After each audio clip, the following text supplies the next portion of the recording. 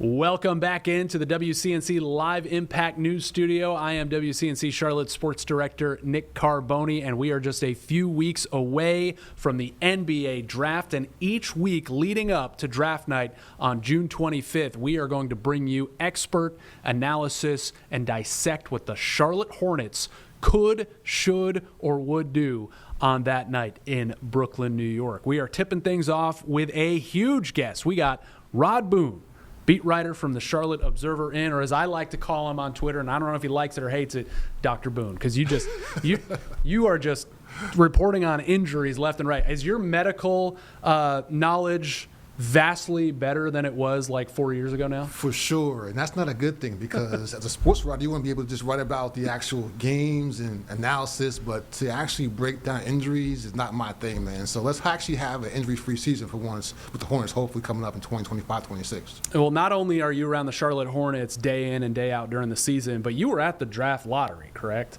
Yes. And Jeb and I sat here and watched the draft lottery from these exact chairs, and our jaws hit the floor when the Dallas Mavericks got the top pick. And the Hornets still get 4. So first of all, just being at the lottery, because all of a sudden the buzzword is rigged. So you see the process a little closer than we do. What did you notice about the process to get the Hornets to 4 and get the Dallas Mavericks, who were in the conference finals a year ago, to the top pick? Well, I was actually in the room this year for the second straight year. Yeah. I was in the room also last year when the Hawks won the #1 overall pick. And I can tell you for a fact that this is not rigged. If anything, it's the exact opposite. If you're a fan, you might want it to be rigged because Yeah. you have your teams essentially who were the top 3 all basically fill out of the top 3 spots. To see it happen once with Dallas, people were looking around like, did that just happen? Yeah. And then it happened again with the Spurs, and it happened again with the Sixers because they draw. Yeah, it's crazy. 1, 2, 3 is just like, how does this happen? They literally draw 4 times, not once. Yep. They draw 4 times for those 4 spots. So to see it happen the way it did was really insane. But I can tell you for a fact, it is not rigged. Not rigged, but is it producing the result that it's intended to? And that is to get teams that have bad seasons a better chance at a better pick. I would say more often than not in recent memory, it hasn't. Do you think they could change the system or would change the system? It's a great question because you don't want to reward teams for tanking. I mean, if you're a fan, you pay money to watch these games. You want these players to be in their uniform out there in the court so you actually can see them do their thing.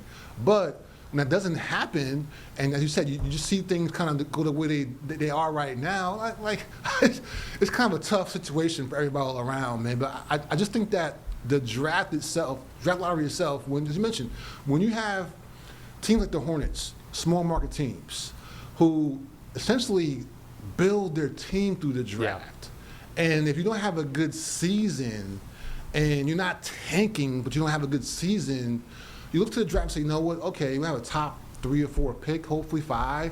We can get one of the premium players out there. But when it doesn't happen that way, to me, it hurts those franchises because they can't go out there and get a big-time free agent. You have to actually kind of reset things in terms of the way you want to build your roster moving forward. So to me, it should be tweaked a little bit.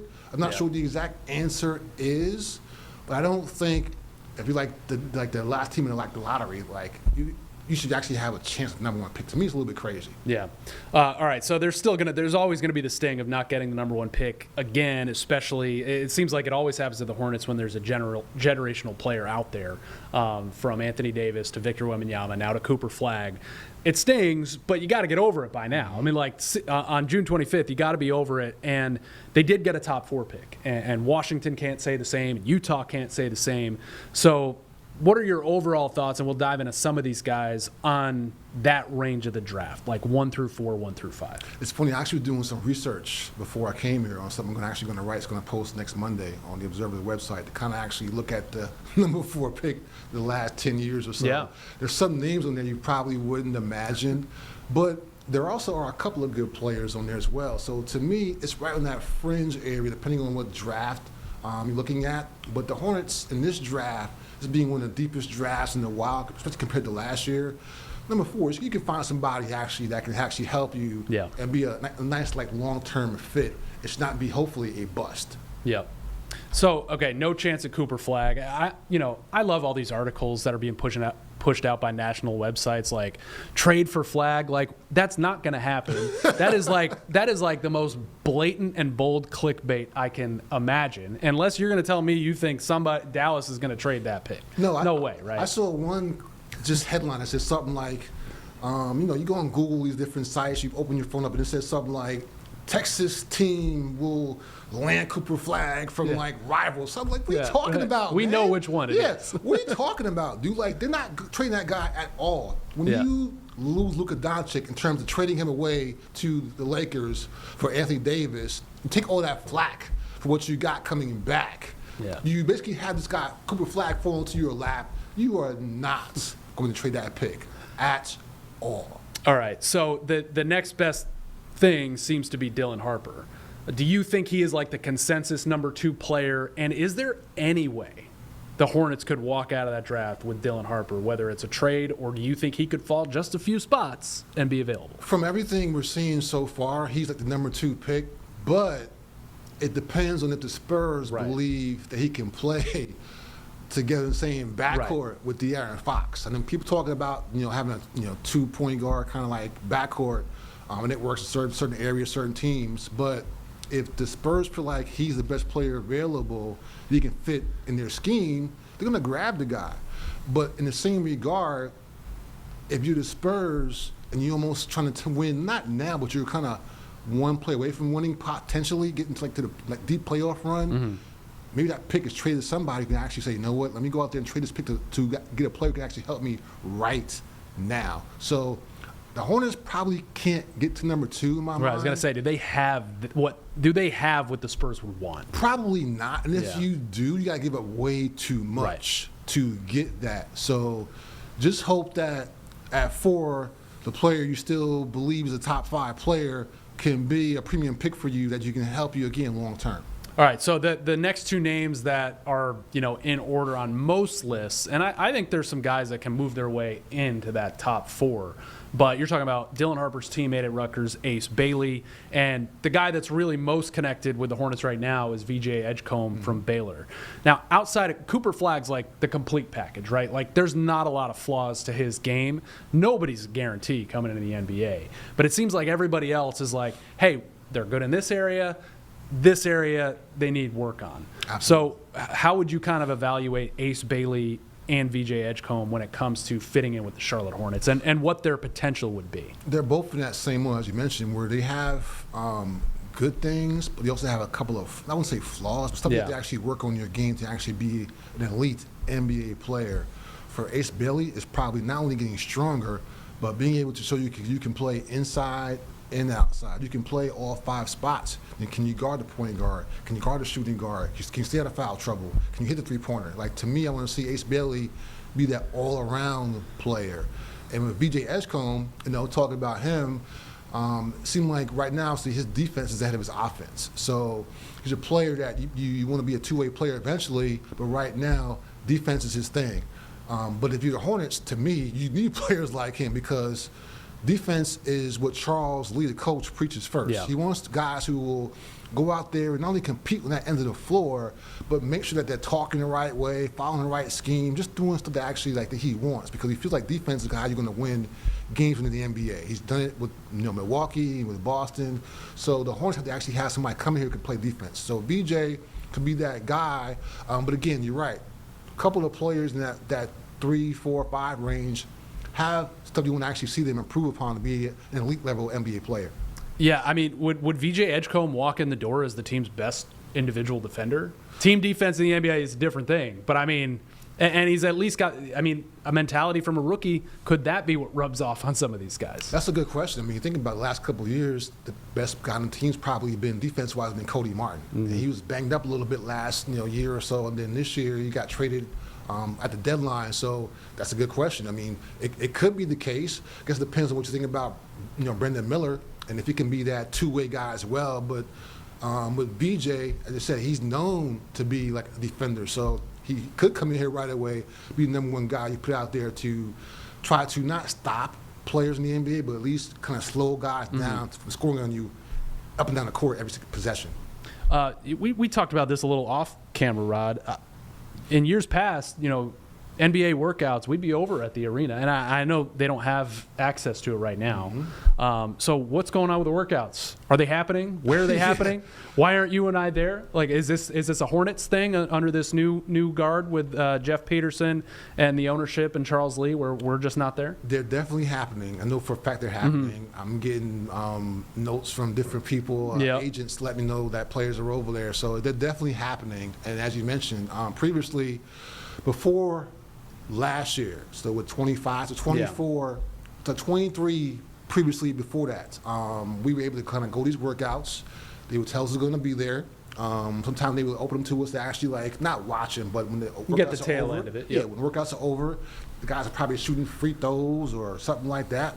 We talk to them, and to me, that is something that I miss because even though it's extra work for us in the summertime, it gives to me a chance to talk to these players, see how they would actually interact with the media going forward, because that's part of your job as an NBA player. Whether you want to do or think about it or not, part of your responsibility is to actually get the message of yourself and your coach and your team across to the fan base through the media. So if you can't do that coming in, you got to work on that. So I want to be able to see how you do that. And you're right, they haven't been open to us for 2 seasons now, and it's definitely, I guess, probably more of a trend in the NBA because years ago when I was covering the Brooklyn Nets, it was the same thing. They actually had the stuff open to us. You go out there and watch the guys work out. But now we have no idea who's coming in, when they're coming in. It's this big secret, man. So it's just not really fun. And I'm not really sure, to me, why it's done that way, because the agents and execs are going to tell you who's there anyway. So you can't we're not going to find out who's there. So just tell me who's there. Let me come there, watch them, and keep it moving. They just want you to dig a little deeper, Rod. just send a few more texts. No, thank you. But I think it's these workouts, especially the last couple of years, seem to be it just seems to they're headline making now. Like, who worked out for who? How did it go? Maybe they don't want some of that intel, as little intel as possible out there. You're still getting some of it anyway. Right. But is that kind of maybe part of Jeff Peterson's kind of,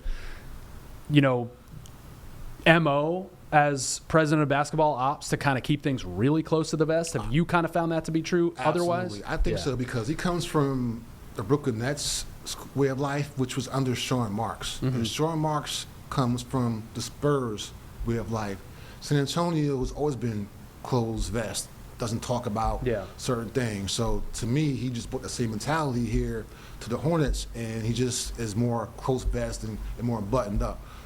But again, it's something that's going kind of happening league-wide, more of a trend. But as you mentioned, to me, it's more just trying to control probably the information flow, because a couple of years ago, remember, we had the debate about do they get B. Miller or do they get Scoot Henderson? And there was a couple of extra workouts after the fact with Michael Jordan there that was present, and that was obviously reported upon. So I'm sure in their mind they're probably saying, you know what, enough of that who's here stuff. Let's just make sure that we do what we do diligence-wise, and everybody's going to kind of find out after the fact. All right, here with Rod Boone from the Charlotte Observer, talking Charlotte Hornets and the NBA draft. You can find Rod on X at Rod Boone. So there's a few guys that, if you look at all the mocks, they're outside of the top 5. But they're kind of one of the, if somebody wants to get the dark horse pick, it seems like they're always going Trey Johnson or Con Knipple. Could you see either of those guys landing at 4 with Charlotte?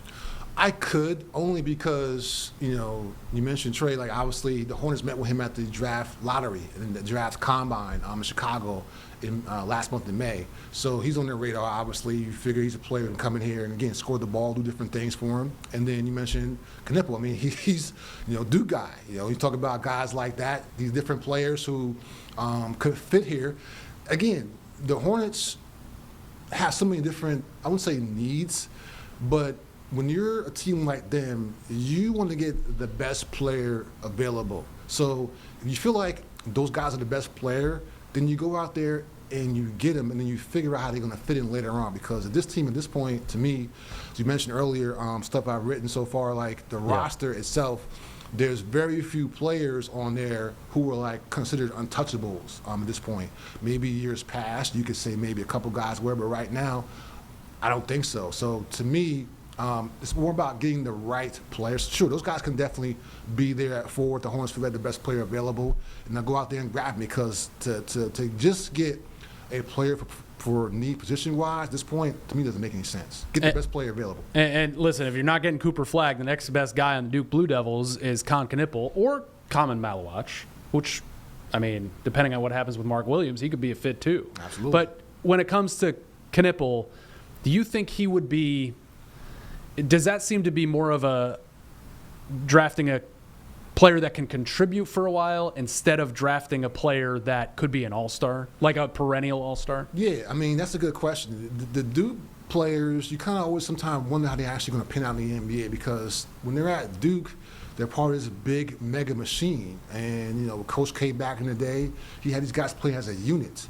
And sometimes in the NBA, you're not sure those guys actually get out there and actually show they can actually be an individual all-star level player. So it's a great question, man. I don't really know the answer to that one because I haven't seen enough of him play to actually say, no, well, he could fit here with the Hornets. But I do believe that the Hornets obviously really scout players in this state very well, as we know.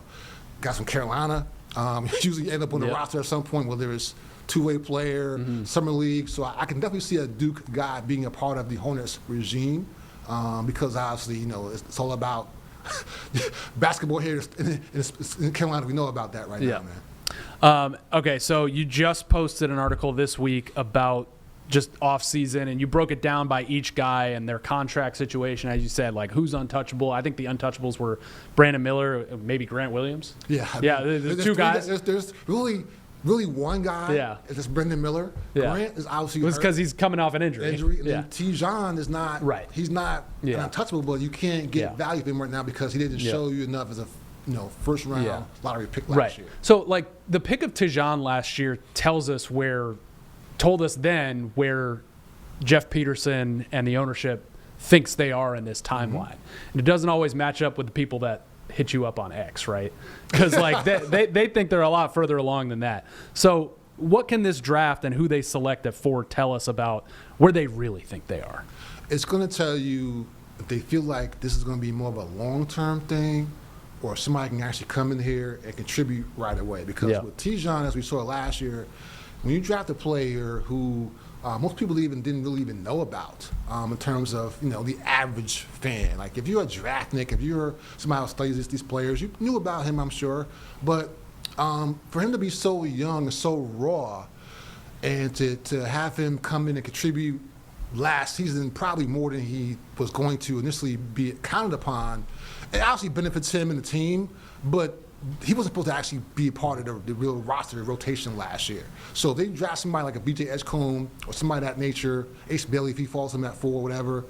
This year, that guy's to come in here and be a part of the rotation right away. Because when you're picked that high, you have to actually show the regime, fan base, everybody that you can come in here and be a dog.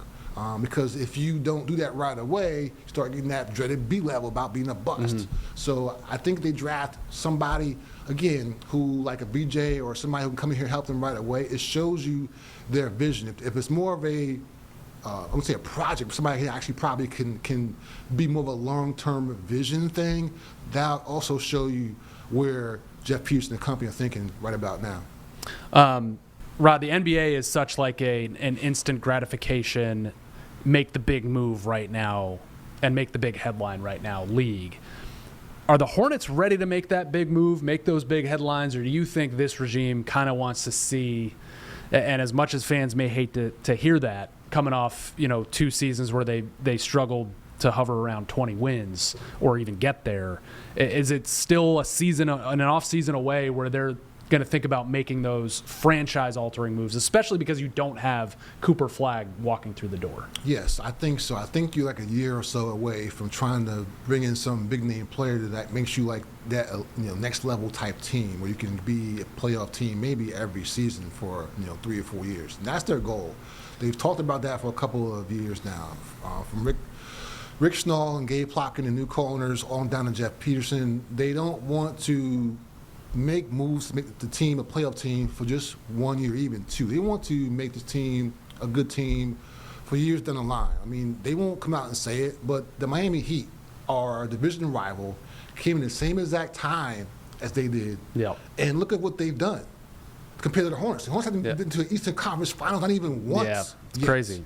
So that is, to me, the Hornets' like blueprint and game plan, to find what the Miami Heat have done, build from the ground up, get a culture established here so you can get players to say, you know what, I want to come play in Charlotte. I want to come play for the Hornets and that fan base. Because until that happens, you have to actually overpay for players. If you know when you overpay for free agents, that becomes a problem down the line with your cap situation. So they got to find a way to balance it all out.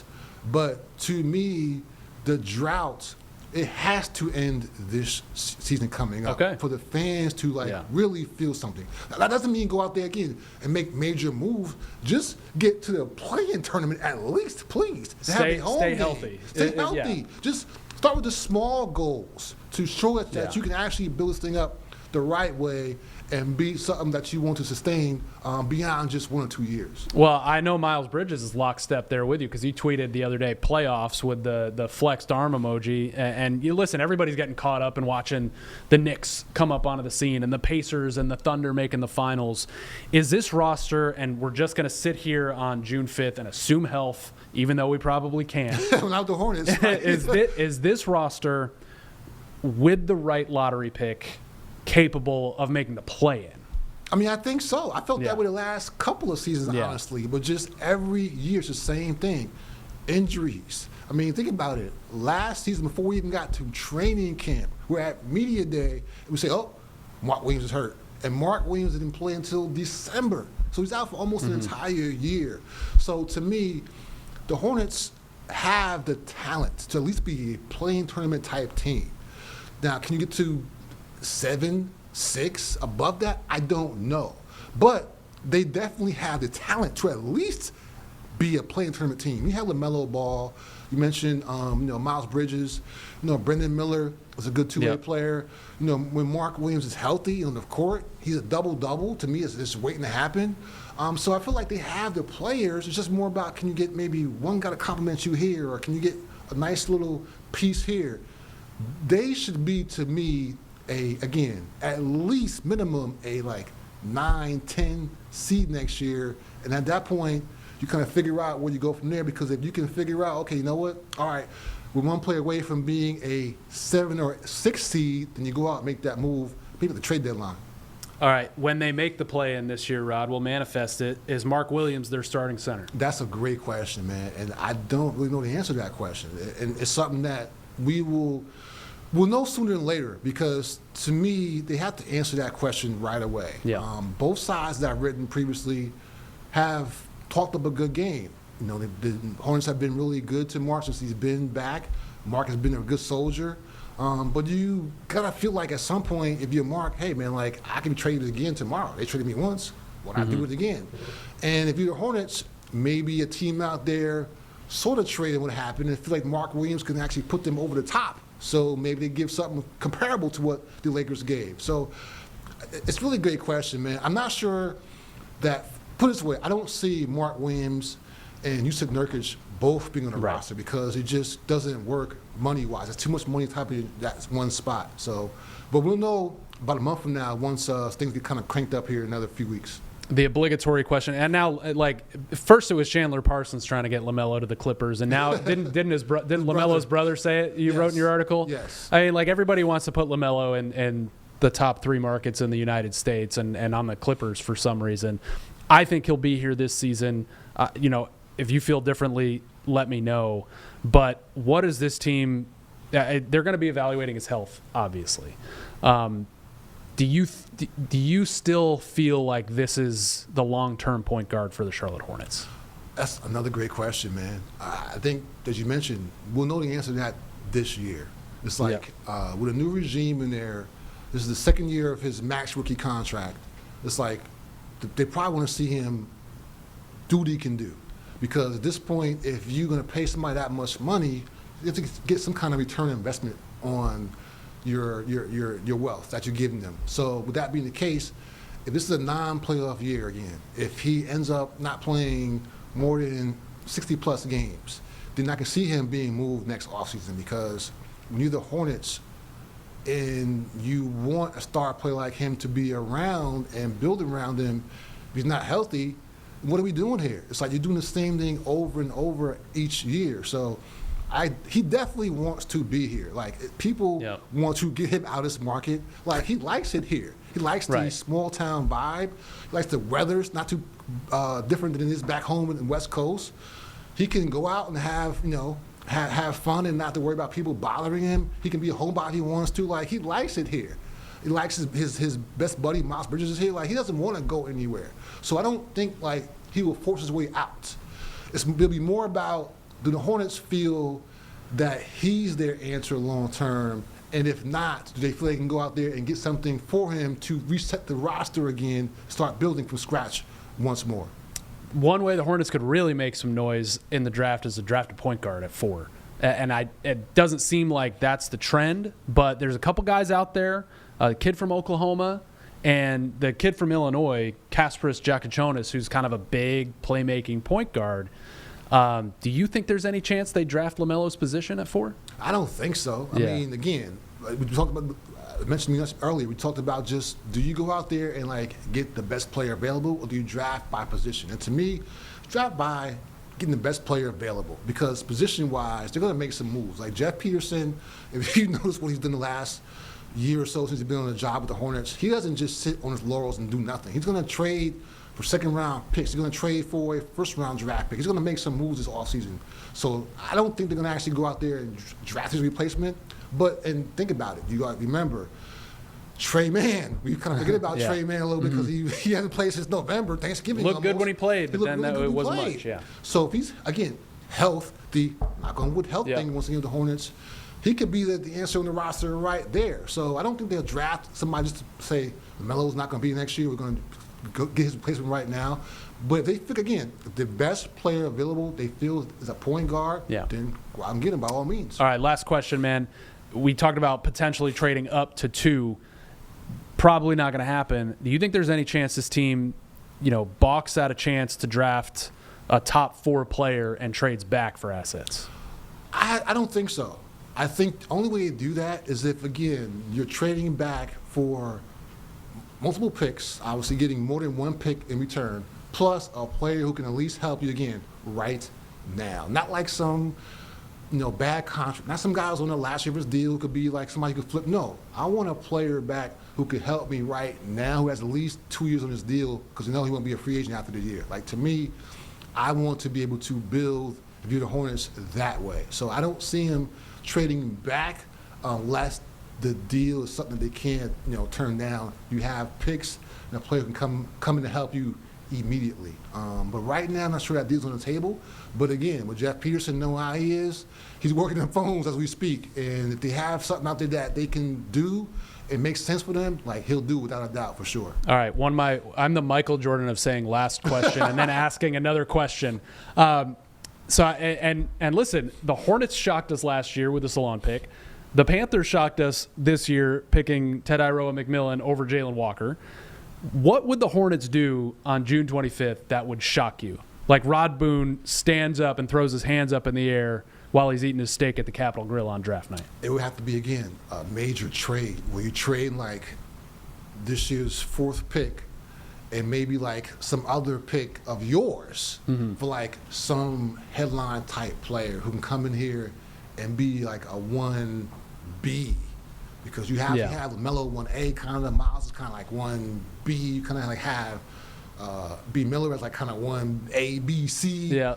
So you can bring in one more player in here who can be part of that starting 5 and like can like be a dog for you every night, then that to me would surprise me, because again, that puts you on a different stratosphere. You're not talking about we're a 9 seed. You're talking about, okay, can we be a 8, 7 seed and actually make the playoffs as a real legitimate team. So that'd be crazy. That really would surprise me if it happens. So if it would happen, the Hornets fans would be probably in a good, I guess they'd be happy in a good way, because it never happens if you're a Hornets fan, for sure, man. When you're saying that, is there somebody that's flashing through your mind like that you think might be available, or is it just kind of like that would be the type of return they would need. Type of return, yeah. because from what you're hearing so far, there's not very many teams that have like cap space to actually go out there and sign guys to big deals. So it could be the year of the trade, summer of the trade. So would that be the case, the Hornets may be in. At worst case scenario, we've seen with Jeff Peterson, he actually can be the third team of a multi-team trade. So it may not be like the player who's going to be a Klay Thompson coming in here. Maybe it could be a player who's actually helped route it here, because you got to actually help salaries match different teams. Awesome. Rod Boone from the Charlotte Observer. He's already got great stuff up now on the draft. I know he's going to be pumping a lot more of that stuff out. I appreciate you, Rod, and I hope they shock you on draft night. Come on. We're on a great run here with the Panthers and Hornets just pulling the rug out from underneath us. So don't write your lead just yet. I won't. We need something crazy to happen this year, and with our luck, it probably will. Thanks, Rod.